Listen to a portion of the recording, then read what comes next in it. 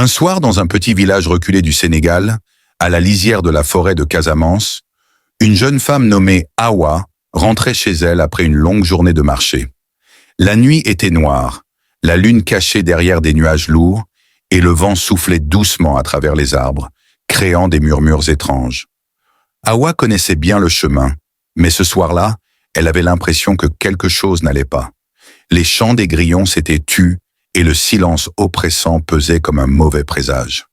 Au loin, elle aperçut une silhouette immobile au bord de la route. Elle s'arrêta net. L'étrange figure portait un long boubou blanc et son visage semblait briller d'une pâleur surnaturelle. « Bonsoir, qui êtes-vous » demanda Awa, sa voix tremblante. La silhouette ne répondit pas, mais avança d'un pas vers elle. C'est alors qu'elle remarqua que ses pieds ne touchaient pas le sol. Paralysée par la peur, Awa sentit une main glaciale lui effleurer l'épaule.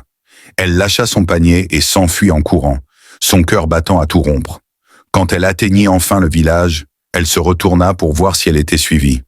Mais il n'y avait rien, seulement le silence et l'obscurité.